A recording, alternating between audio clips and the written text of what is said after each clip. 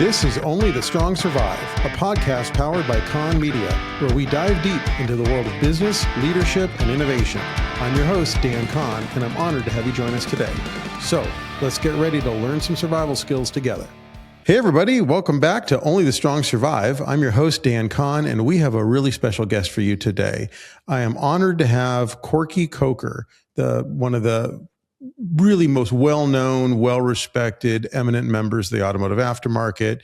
Corky built Coker Tire from a small family operation into one of the most respected names in the restoration marketplace. Along the way, he has preserved major pieces of automotive history, acquired Honest Charlie's Speed Shop, and eventually made the decision to sell his business that he spent decades building. Corky, thank you so much for coming on the show today. Well, thanks, Dan. Thanks for having me on. I'm tickled to death to be with you. You have been a rising star in the SEMA world and the automotive aftermarket, and you, like me, have been trained by our good friend Joe Molina in your early years. And Joe taught me a lot too. And this automotive aftermarket is a blast, and it's been wonderful to learn from so many wonderful guys who led the way, developed stuff in their basement, in the back of their station wagon, and turned it into something that everybody had to have, but nobody needed. No, this is true. That is the backbone of our whole industry, isn't it? Yeah, it is. So, Corky, you've got a great story, and I'd like to kind of start at the beginning. It's my understanding you kind of started flipping cars when you were really young, right? Where did that come from? Were you just a natural car guy? What made you want to do that in your early days? Well, I guess when you are born and you are a young toddler and you go with these cars on the top of the couch and all that stuff, I think you are born in it. You're a natural car guy. But honestly, Dan, the very first reason why I had to be in the car guy a car guy and in the automotive aftermarket was that, my mom wanted to name me a very important name, a biblical name, and she did that. She told my dad that she was going to name me Joseph because it's after the Hebrew hero of the Bible, Joseph of many coat of many colors, and that name means productive in Hebrew. My dad said, "Okay, Lil, you can name him Joseph, but we're going to call him Corky." And that's because of the Sunday morning comic strip Gasoline Alley. And it's the guy that would ride around in the cart behind the mule picking up junk in the Sunday morning cartoon, comic strip, Gasoline Alley. So I was destined to be in the Gasoline Alley car business. You're born into it. I was born into it. I'm curious, in those early days when you were finding cars, buying them, flipping them, was there like a niche you were into? Was it hot rods? Was it stock restored stuff? Was it anything you could sort of find and make a profit on? What was your guiding kind of, principle in those early days when you were sort of getting into the car business? Well, I am a natural profiteer. I loved finding stuff that I knew something about because I was raised around collector cars. I had two uncles. My father, there were three boys in my family, my father's family, and Pop Coker grew up, raised those three boys around Model A's and Model T's, and it was said of him that he could lean on a Model A and make it run better. So I had a natural instinct for wonderful cars. I love the designs. I took after my mother an artistic ability. I can draw pencil portraits of people, and I was in elementary school. I was drawing cars while I should have been listening to physics class or whatever. Me too. But it was profit. I would go to I'd go to the local SunTrust Bank, which is American National back then, and I knew the manager because he went to my church, and I just said, "How much would it cost me? Would you even consider lending to a 15-year-old boy $3,000?" I found a Pontiac down the street that I'd like to buy and fix up and resell. So I started, and I, paid those 90-day notes off. Sometimes I had to renew them again and get to the place that, I was able to sell the car, and, I kept doing that until I didn't have to sell them anymore. And now I've got, I think, I really don't know. In fact, my wife might see this, so that's not very smart for me to Yeah, say. there you go. If you don't know how many cars you have, you've got a pretty good collection, I think. Wow. Okay. For those listening, you got to watch the video because he's giving us a clue. It's a big number. Yeah. So yeah, a lot of bikes too. Got a lot of motorcycles. Got airplanes hanging in the museum. We've got all kinds of fun stuff around here, but we have a blast doing it. I'm fortunate enough to have been to your collection, and it is fantastic. There's some really neat stuff in there. You're welcome anytime. Come back. Well, thank you. And I'm a bullet bird guy, and you've got some bullet birds too, so I think that's cool. Yeah, that's right. Okay. So, I mean, first of all, $3,000 back then was a lot of money. So that's a lot of risk for a kid. I mean, that was big bucks. At what point, and I know your dad, I think, started Coker Tire in 1958, but it was a very different business than I think what most people think of as Coker Tire. So can you explain what it was that he started? Sure. My father started his business as a retreading business. And in fact, he started that business next to the place that he worked, which was Pinky List's B.F. Goodrich Tire Dealership in Athens, Tennessee. It's where I was born, in Athens, Tennessee, halfway between Chattanooga and Knoxville. And my father was successful there, and, he wanted to do his own thing. So, he started retreading tires next door to Pinky List's B.F. Goodrich Tire Dealership. Well, it created problems for Mr. List, and, he said, well, you got to go somewhere else. And B.F. Goodrich tried to solve the problem by giving him the territory of Chattanooga. So we moved to Chattanooga in 61, and we were successful. He was successful in the B.F. Goodrich regular tire dealerships. We did brakes and alignments and did small mechanic work. And I remember in 1961, as a young kid that was probably 5, 6 years old, that I would hang around my dad's place, and he would pay me 50 cents to wash the green and the blue off the wide white walls that he was selling new. B.F. Goodrich Silvertowns that Coker Tire Company sold as antique tires for the last 45, 50 years. I helped him wash them off when he put them on cars as new back in 1961. So we were first a regular tire dealer, and then, my dad was a car guy. They had Model A's and Model T's. I've heard lots of stories about my two uncles driving to Ohio to get another Model A, and the brakes on the one that they drove, they were going to tow it behind. The brakes on the one that they were towing with weren't any good, but the one behind didn't run, but it had good brakes. So one, they'd tow them together, and one was the brake guy, and the other one was the throttle guy. So, and drove all the way from Ohio. Stories like that were amazing. We've got some of those cars that my two uncles bought and sold between each other 3 or 4 times. My dad bought it. I've got some of those cars here in the Coker Museum here at Honest Charlie Speed Shop in downtown Chattanooga. So we were a car family. I grew up in the back seat of a 1910 Rio.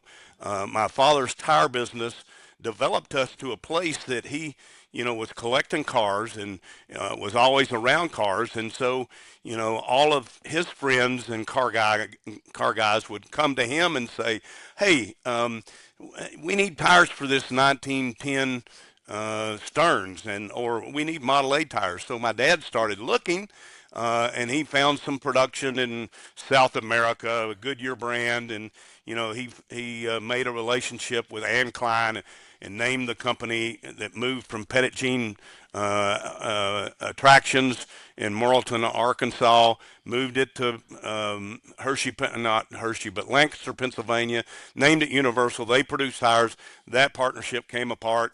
My dad started selling his own. He started developing more relationships, found some tires made in Christchurch, New Zealand, and Firestone brand. And, he had a little bit of a niche going on.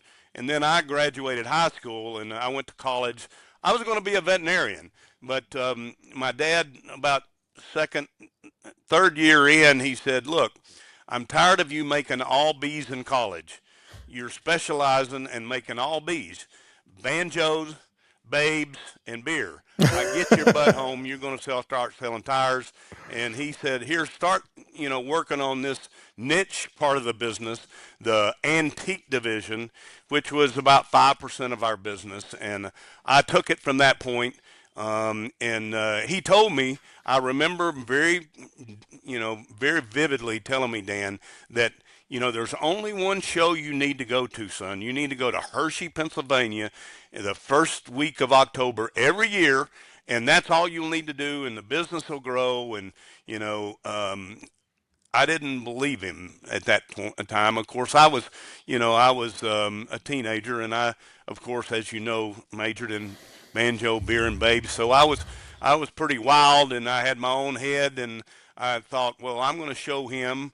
He thought I was useless, making 0.01 semester, and majoring in all B's. So I started learning then, and I was not a great student in college or high school. I was fast, I was dangerous, and I was just a knucklehead. And now, I'm a grown-up grandfather knucklehead that still loves leading people. I love um, organizing. I love entrepreneurship. I sold Coker Tire Company 7 years ago, and when I sold it, Dan, we were the largest in the world at what we did. We had over 1,500 tire molds in production. We had distribution points in 50 countries. We had 150 employees, and it was an amazing, fun thing. My two children said, "We're not interested in that, Dad. Um, we want to do other stuff. It's too big for us." And so I made that decision, but it was a good run for me. We did a lot of really important things at Coker Tire Company. We were the first in the world to make wide white wall radials. Most of the factories said, "Nope, can't be done. That wide white wall is a weak package in the sidewall, and it'll come apart, it'll blow apart." Well, I had been around long enough by that time to know some engineering. Had learned a lot of engineering, tire engineering, by osmosis. You gotta, the hard part for me was finding production, not actually selling it. And we've been very successful. Been greatly blessed, brother. Well, I remember very clearly both working for Joe and then working on your account at my company, several years of walking the field at Pebble and tallying the number of cars on the field that had your tires on it. And I don't think there was ever a year that it was less than like 90%. I mean, it was always a No, staggering number. And yeah, how does that feel, knowing that like there's these really, at this point, these are important historical things. These are not just cars. You look at some of these, Mercedes SKs and Duesenbergs, and I mean, forget the hot rod thing for a minute, which is what I like, but like the really important historical stuff that would be relegated to probably never leaving some building if they didn't have a way to roll around. And you figured that out. That's pretty cool. well, the thing that I will say, Dan, is that um, anything that you do the best of your ability, and just explore it, learn everything there is about it, a niche, a specialty, and our business is classified as a niche. Um, I basically owned that niche, and because I knew everything about it, I knew what the customer wanted, I knew how to find out what the customer wants. You always have to stand before them. You have to show them empathy. You have to show them integrity. You have to show them that you are one of them. And Mm-hmm. clearly, if you walk back in my shop and you look at the cars that we're working on, the things that I love doing is being out in the shop, solving the problems, fixing.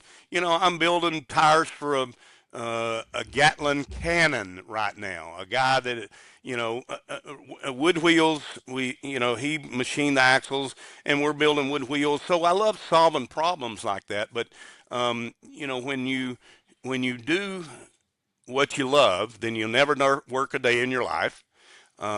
If you do it with integrity, you do it with passion, you show your customers that you're passionate about it, and maybe you work half the time, 12 hours a day, Dan, like you did at Yeah. Con Media, Still do it. and or Yep. do at Con Media now. I think if you keep on treading along, have fun every now and then, take good vacations, enjoy your relaxation time, but pretty soon you'll be wildly successful. I'm curious, Corky, growing up with a dad who was an entrepreneur and a business owner, um, that must have been part of like a formative experience for you. What was that like, seeing him go through what he went through to build a business, and then knowing kind of you're walking into that? So I mean, the trials and tribulations and the ups and the downs, and it was that inspiration for you, or was it daunting for you knowing that like this is not the traditional path? Well, like I said, Dan, I'm a knucklehead. And for the majority of my young adult life, I thought my dad was the dumbest man on earth. And, everything that he said, I looked at what he said with an engineer's mentality, like there's something wrong with that. I know there's something wrong with that. What am I going to do to fix it or make it better? Until I got to have a few gray hairs and my teeth got a little longer, then I realized that everything I am, I learned from him and my grandfather and those around me that I saw had integrity and did what they did. So, I came to the conclusion that I needed to listen to my father. And, I came to also to a place, an interesting point that I have about my relationship with my father. People in the collector car hobby loved my dad and mom. They were the very first ones to get up on the dance floor or out in the streets when the band's playing. My dad would dance with my mom, and he was passionate about cars, and he showed it. And I learned that from him. And because, I became him, you know, I'm a lot more handsome than my father, and, I'm a lot more humble too. Uh, that's a joke. But I learned many things from my father, and we healed. And I'm very thankful for that. Because I asked him his forgiveness for being a knuckleheaded, self-consumed young man in most of my adult life, um, but I have to say I learned basically everything from my father. I think there's a wisdom that you have to kind of gain with age, right? I mean, I think a lot of us have. I went through that. I used to think my like I used to watch my dad, who owned a small business, going, why would anyone sign up for that? There's way easier ways to make a living than what you're doing, and then here Yep. I am. So it's funny how that works. Yep. It I'm is. What at what point? So you came in, and for those listening who don't know, Hershey, it continues to be even now, is really the epicenter of kind of the classic kind of restoration classic car world. So you start going to Hershey. Your dad said, "Hey, that's where you got to go." You start doing that. You start this little division of the company. At what point did you realize we've really got something here? Like this could end up surpassing the original business? Um, about the time private equity said we'll give this for it, and it Oh sold. wow! That's about the time. So it was It was the never big enough. It was never enough. I never was satisfied, Dan. I don't think we ever should be satisfied. I think we need to be doing things, try to do things better. We should be trying to do more things. We should, when we get to that place that we're satisfied, then we'll kind of rest on our heels. And, when I sold 7 years ago now, I came to work the very next day at Honest Charlie Speed Shop, which I kept and owned, and I haven't slowed down since. Those that ask me what's retirement like, well, I look at them and say, well, show me in the Bible that God told Moses to tell the children of Israel at 62 you got to go retire. Well, what's that all about? I think we need to do what makes us happy, makes us feel fulfilled, makes us feel like we're solving problems, that we're enjoying life. We get fulfillment from making people feel fulfilled. Right now, I don't take any salary at Honest Charlie. I'm not looking to make money for Corky Coker or my family or heirs, but I've got some great guys here that are looking to come here and build great cars, restore great cars, have a wonderful venue where people can come and have events. And, we're doing a lot of great work. I got 25 commercial properties, and we're doing that. And who knows? I might get back in the tire business. My non-compete's up, and you know how private equities do. Sometimes they kind of mess things up. So who knows what Corky's going to do next? We'll see. Well, I wanted to ask about that, and feel free to answer or not answer. I don't want to make you uncomfortable, but it's certainly in our industry, the private equity thing kind of really wasn't much of a presence until about 10, 12 years ago. And now it has become a real presence. And I've talked to guys over the years, Vic Edelbrock, may he rest in peace, and some other people that, have sold their companies. And I think there's a handful out there that said, hey, everything was great, and I got to retire, and I'm sitting at the beach, and everything's great. There's a lot that I've kind of heard that have said, hey, I that was sort of my purpose for being, was getting up every day. And now I feel like maybe that wasn't the right decision. Do you have any regrets about selling the company, or are you glad Oh, you did sure. it? Sure. I'm not regretful of the price I sold it for. The deal was good. They did what they said they were going to do to me, with me. I regret some decisions I made. The guy that I put in to work for them was not straight up and did not treat me very well and was not honest with me. I'll be honest. And I regret that. And he hurt the business. And the private equities, they've got a different attitude about people. My father taught me a number of things about business. Number one is you can't sell from an empty wagon. Number two is the customer's always right. Number three is the customer's always right. Guess what number four is? Customer's always right. The customer's always right. And, I think most private equities, they hire smart people, but they don't hire the people in the industry often. That's true. And that's a big mistake. And they tick off their customers, their suppliers, their employees. Yeah.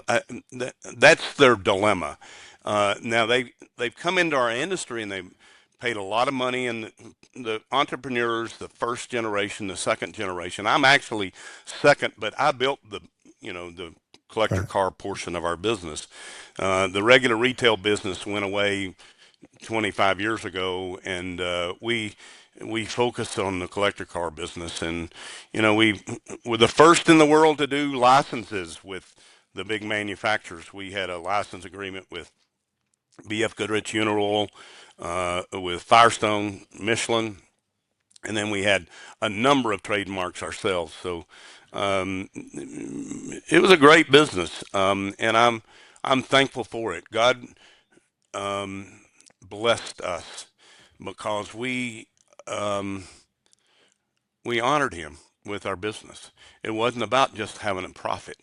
We had a decent margin. It wasn't over exorbitant. Um, I think, nowadays, some of the way they pay themselves back fast is to price them so high, and they run a lot of sales. I never had to run a sale. I didn't run a sale.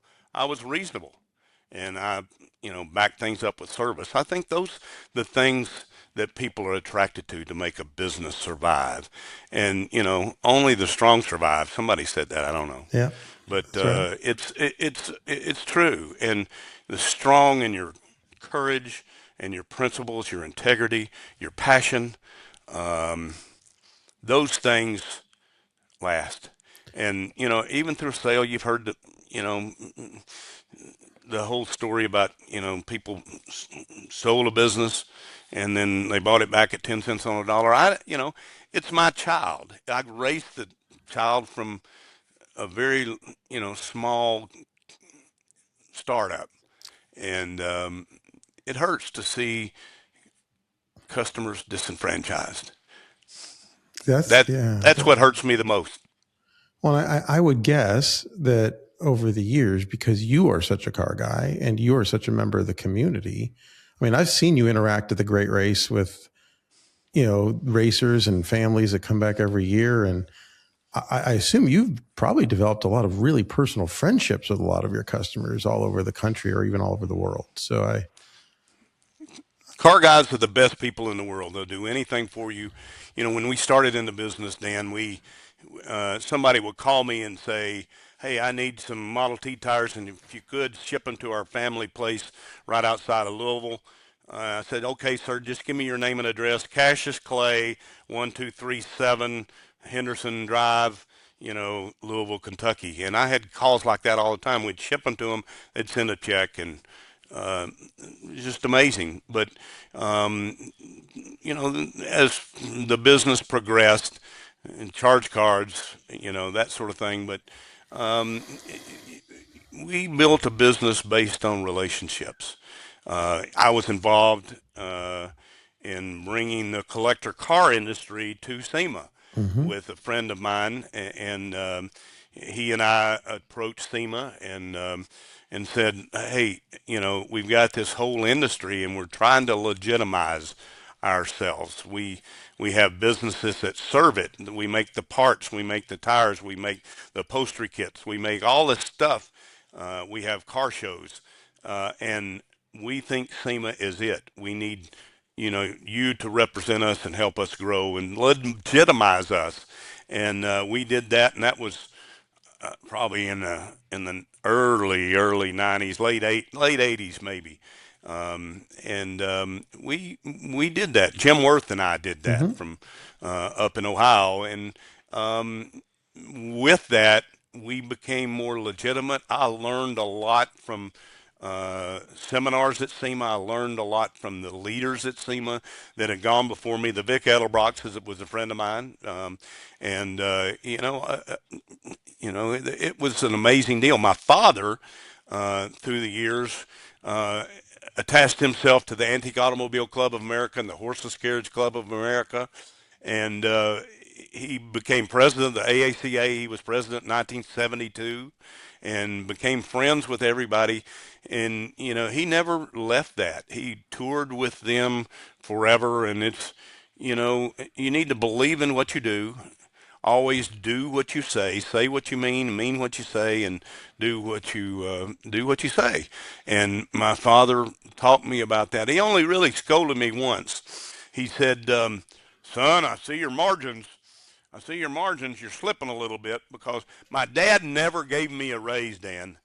Ever, ever Wow. gave me a raise. Never gave me a raise once.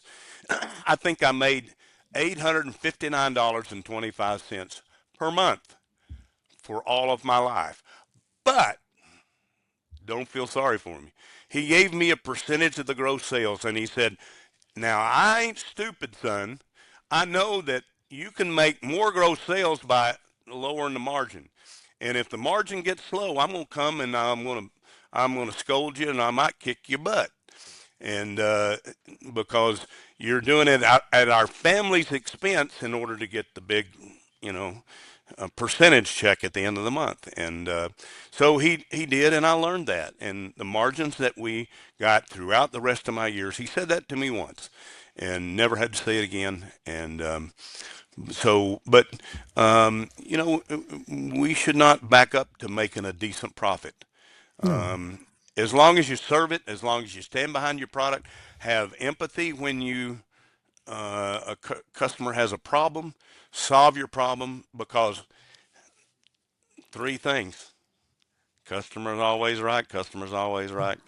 Now sometimes they're not, Right. and when they're not, you still have to be empathetic and say, "Son, sorry, sir, I don't." I don't think that all four of your tires are bad. Um, let's just solve the problem. Let me just tell you that I'm going to solve the problem of your ride complaint. And we'll start one at a time.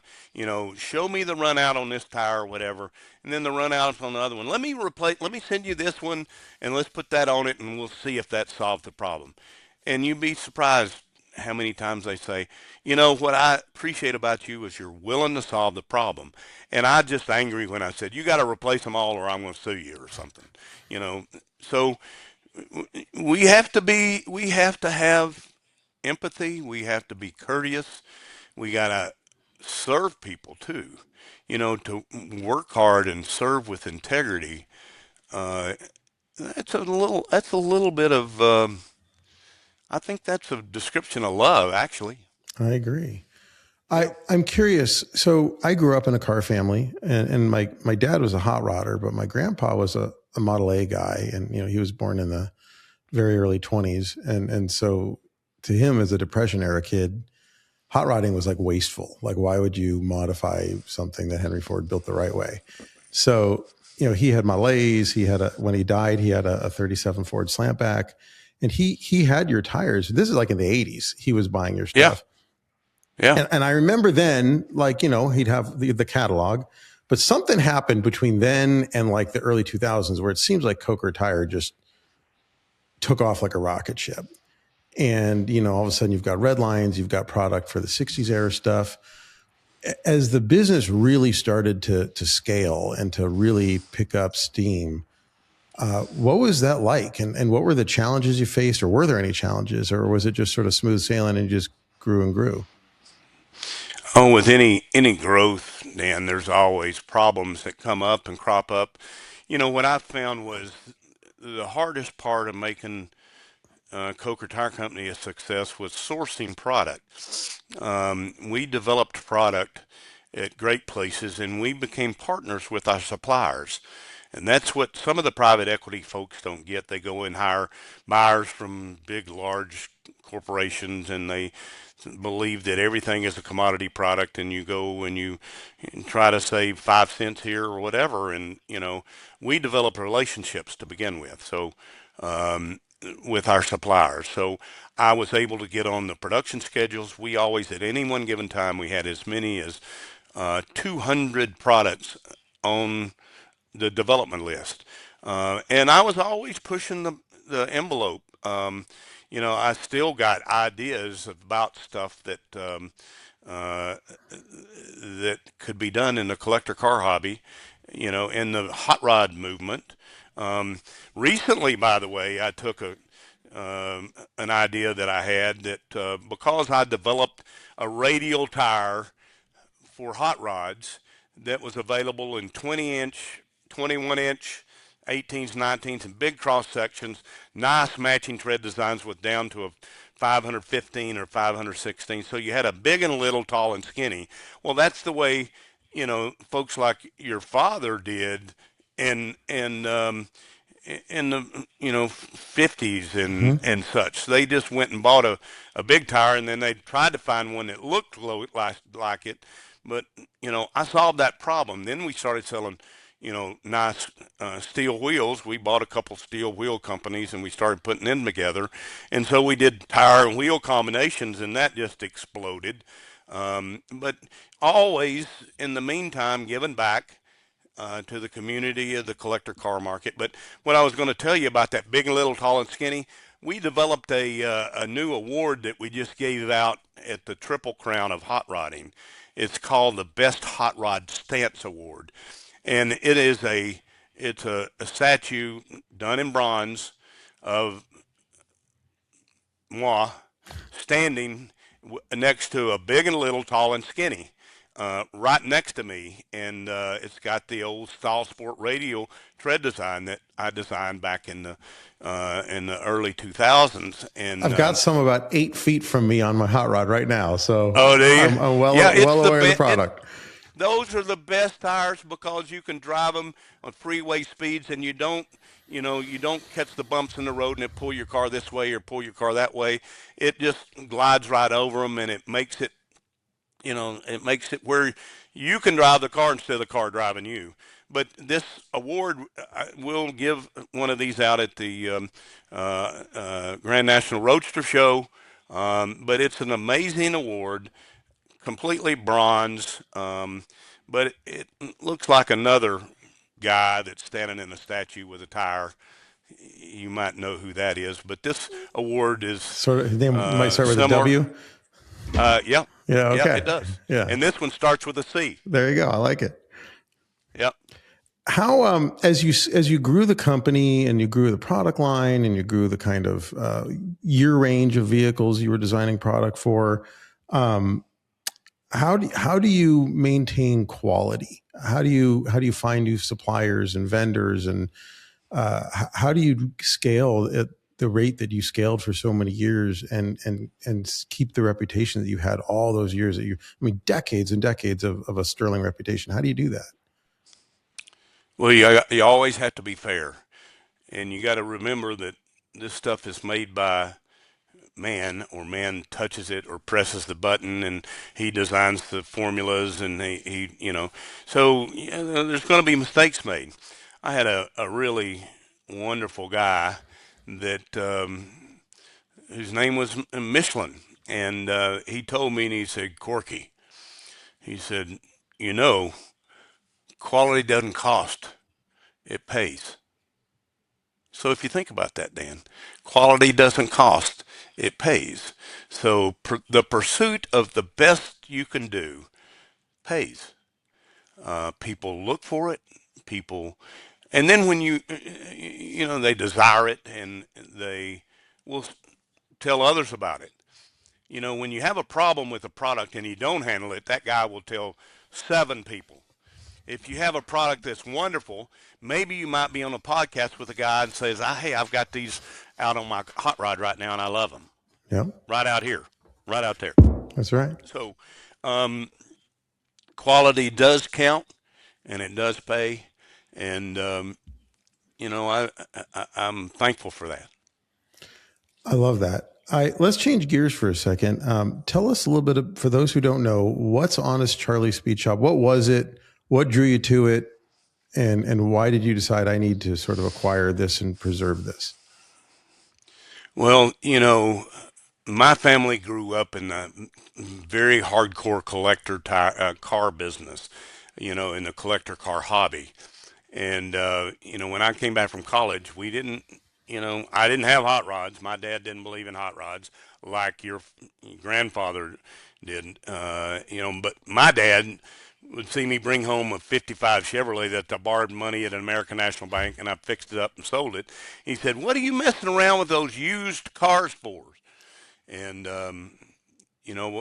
finally he would say, he'd spit like, he'd say, "Well, hey boys, what did he pay for that? That's a pretty cool car." So, I think, I guess I forgot exactly what your question was. Honest Charlie, who was it? Was there an actual guy named Honest Charlie? Yep, there was. I know why I told you what I did. We were in the hardcore collector car business, hobby, and I wanted to legitimately be in the hot rod business. There was a speed distribution company in Chattanooga that started in 1948 by a guy named Honest Charlie Card. He was the second inductee into the SEMA Hall of Fame. He built this speed catalog business, and to become one of the largest in the world. Those guys produced and would ship as many as 1 million catalogs out.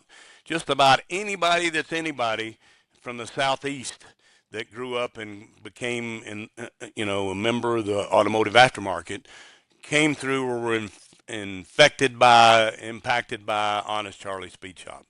So Charlie Card came back from the World War II, and he started a little restaurant on Chestnut Street, just north of us, toward the Tennessee River. And the Goulises, Greek family, had restaurants, and they told Charlie that either you need to be at the cash register or you got to be in the kitchen. You can only make money. You can only make money at the cash register or in the kitchen.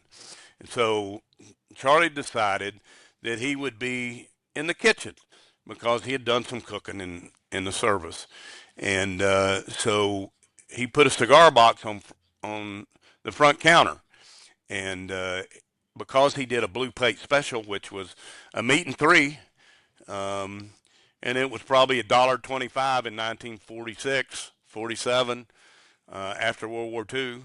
So he said, "I'm honest. Are you? $1.25. Make your own change." And he had the money right there in the cigar box. So he was named when he started his speed shop in 1948. He had the name Honest Charlie Card, and so he built this speed shop business. And the SB family were good friends. Several of them worked for me. Mike Goodman was an original employee of who is also a good friend for me. Many people in the hot rod industry know Mike Goodman. So we connected with the family, the Card family, and they gave us their blessing, and we cranked it back up. They didn't go out of business. They didn't go bankrupt. Well, they did go out of business, but they didn't go bankrupt, and they just shut it down. Their kids and grandkids didn't want to do it anymore, and it became something else. Some families got older, and it just went south, and we recharged it. We sold parts for a while, but our friends at Speedy Bill's place and Summit and Jegs, they've got lower margins that they are okay with, and I'm not going to solve the problem for the kind of margins that delivers, and so we're restoring cars now. We're building hot rods, and we've got projects. We've got two silver ghosts in the shop right now. Wow.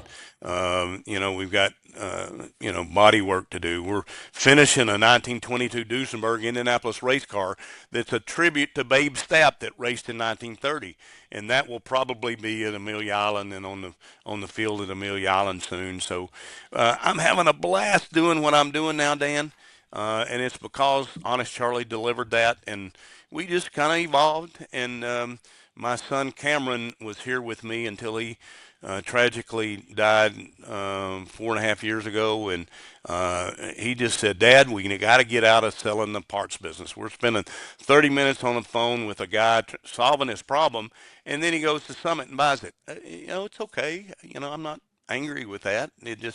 I'm going to be smarter than that and find my own niche." Yep, I like that, and I am very sorry about the loss of Cameron. He was a good man. I knew him, and that's a tragedy, and I'm so sorry. Thank you. I appreciate that. And I know Casey, your daughter, still works with you, and you've got Yep. you've got the museum, you've got the properties. How as people come through your collection, as you meet people, obviously you still do a lot of shows, you go to a lot of events. What keeps you? I mean, because you're a motivated guy. I saw you at the prayer breakfast this year at SEMA show, work in the room. What gets you excited after all these years to get up and keep doing this every day? People. People. You know, what excites me is helping somebody else get excited about something. The prayer breakfast. We just had another prayer breakfast at PRI in Indianapolis just a few days ago, Yep. and we had as many people that we had at the SEMA show, and it was a terrible bad snow that night in the morning, and I had to be back in Chattanooga on for Sunday, so I left Friday morning and missed the prayer breakfast this year. But I love motivating people.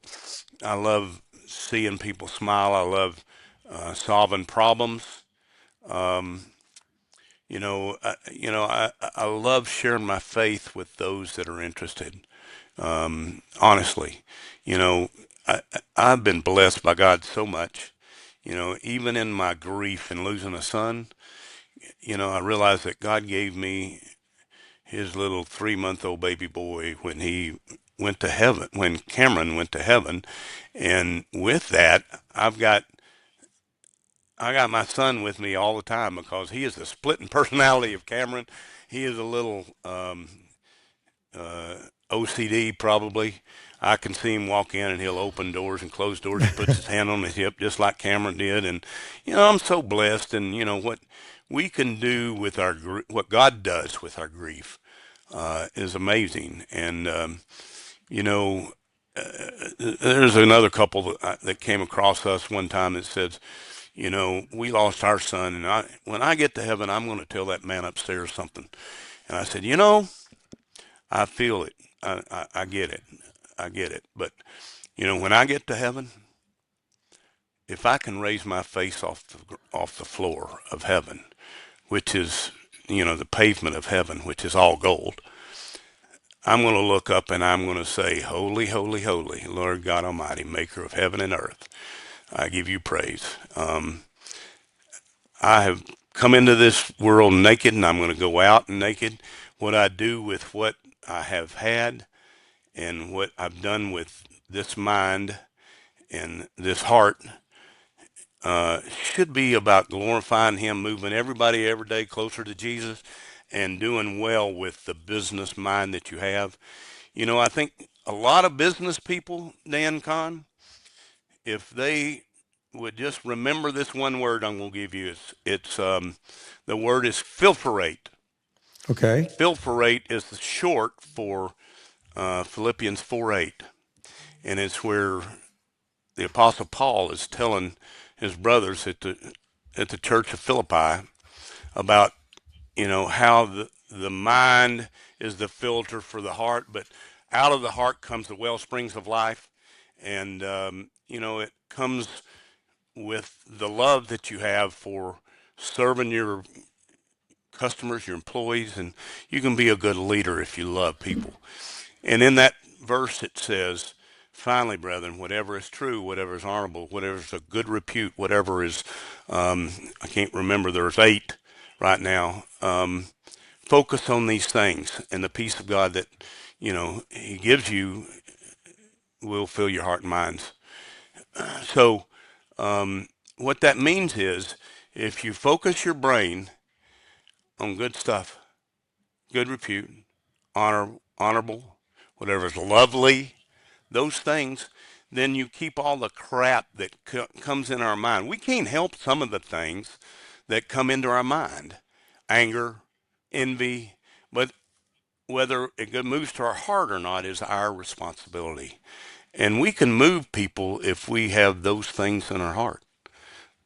Love, you know, service, integrity. Do what you can with what you have, where you are, and you'll do well. I, That was I Teddy Roosevelt. I love that, and I think that is more important today than ever before, because it is just with social media and phones and the internet. We're just being inundated with negativity and corrosive. And we hate each other. If you Yeah. believe this way, we hate you. Right. And I'm out with that. We need to talk about the things that we agree on. And in business, I need to have empathy. Uh-huh. That's part of the success of a business is have empathy and sympathy. Yep. Sometimes. Boy, But that's a you wise. can be excited about what you're going to do, and you can be right a lot of the times, but you don't have to say, "Hey, Dan, I'm right about this. If you don't do this, and I see you doing something else, I'm going to tell you." Boy, that's a lesson I wish I learned 20 years ago, Corky. The empathy thing has been a hard one for me. Yeah. And I'm grateful that now, as a father of 3, including a couple of teenagers, I'm leaning into it and learning it every day. So, Corky, as we kind of wrap up, I've got a couple more questions for you. One is, we have a lot of either entrepreneurs or kind of someday entrepreneurs that listen to the show, people that aspire to start a business. They have an idea, maybe they've got a side hustle. What advice would you give someone who knows you, has heard of your company, admires you, and says, "Wow, you've built this huge thing"? What would you tell somebody who wants to start their own business or grow something the way you did? Do the good things that you already know. I have right now on my calendar on my iPhone, I've got meetings with 5 different people that want to come to me. They got a problem with their business or they got an idea that they want to develop. I want, first of all, make a list and be about it. Number two, do what you already know. Treat people well. Work half the time. That's 12 hours a day. Pay attention to your family. Don't ignore them. I did when I was a young adult. And I was on the road. I was doing 200,000 miles a year on airplanes, etc. And my kids grew up without me. That's one of the reasons why they didn't want the tire company.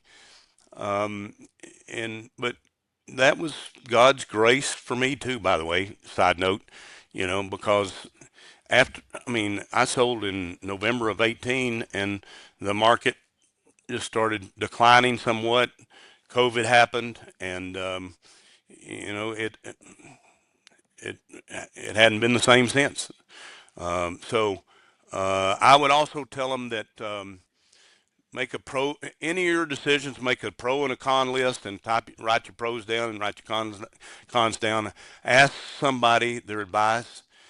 Just be willing to develop a relationship with an older guy that's white-headed like me, and I don't need to, I'm going to charge $700 an hour. That's okay. You didn't call me. No, but find somebody that can mentor you, and remind you of the stuff that you already know. I love that. Side hustles are great, but you always got to let the main thing be the main thing, because if you're not doing right with your main job, with your employer, then that's not right, because it's always the right thing to do the right thing. Side hustles are great if you're doing all you can do, and then you go over here for a little while until you got to the place, and expand when you can't take it anymore. Your business is so great. I need a phone system. I need a computer. I need a bigger computer. Wait. Just do it when you can't stand it anymore. And that's a good just point. be wise with your money. Money is king right now. Money is king. There's a lot of cool cars on the market. You on Bring a Trailer and Haggerty Marketplace and Hemmings Marketplace and at RM Sotheby's. I can't name. I can name them all, but I'm just not going to. Broad Era, all those guys. It's huge, and there's going to be buys. You can buy Porsches right now. The good stuff, less than it was a year ago. But the good stuff is still going up. Yep. I bought a Duesenberg J for, but it's twice that now. Wow. I bought it 5 years ago. No, 4 years ago, and it's twice what it was value wise. But it's not about do what you love, and show the people that you're selling to that you love it too. Last question, and it's a question I think about a lot, because unfortunately I learned through the School of Hard Knocks, and I find that a lot of people do. So what I would love to know, Corky, is as you think back on your career and your life, what's the biggest mistake you made, and what did you learn from it?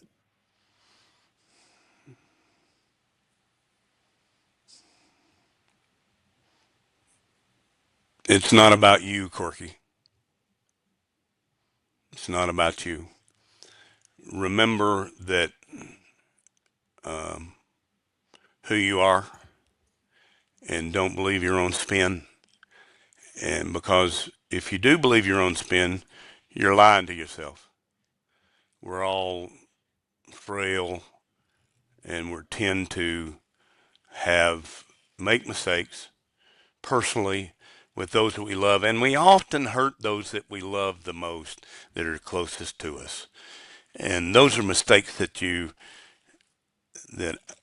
I've made, and I've asked forgiveness for them, and I've repented of those things, and I feel like I'm moving forward. But when I make a mistake, and I make them every day, I have to just repent of that, and or say I'm not going to do that again, stupid, and just move forward. Forgive yourself and move forward. That's what I would say. If you want to really impact the hobby if you want to impact the automotive aftermarket, if you've got a great product, do it the best that you can. Work half the time, which is 12 hours a day. Go home and be with your family. Eat dinner with your family, and then go back to work or work on your dining room table. Don't give up the time with your family because it's a short life. I didn't expect to lose my son at 36 years old. I had lunch with him, and I walked outside, and he said, "Dad, I love you." Well, I love you too, son. And I said, "Son, be careful with this car. It's really fast." And he said, "Dad, don't treat me like I'm 20 years old." And he drove off, and I never saw him again on this earth. But he knew Jesus, and I do too, and I'll see him soon, but not yet. Well, that is a incredibly powerful way to end this episode. So Corky, thank you for your honesty, for your time, for your experience. I got a lot out of this, and I think our readers did too. I really appreciate it. And You're welcome, Dan. I'm glad to be with you, and you know, you are a star in the industry, especially in what you guys do, and I'm thankful to have you as a friend. Likewise, my friend. Thank you. Corky, for people who want to learn more about the museum, about Honest Charlie Speed Shop, where do they go? What do they do? You go to honestcharlie.com, and we have a new television show on YouTube at Honest Charlie. You can see it. There's about 13 episodes, and cokermuseum.org. Excellent. I highly recommend it. If anyone's in the Chattanooga area, which is, by the way, a very cool town to visit, the museum is spectacular. Well, Corky, thank you again for coming on Only the Strong Survive. To everyone listening, thanks for tuning in. If you enjoyed this episode, please subscribe, leave a review, and share it with a friend. I'm Dan Kahn. Thanks for listening, and we'll see you next time.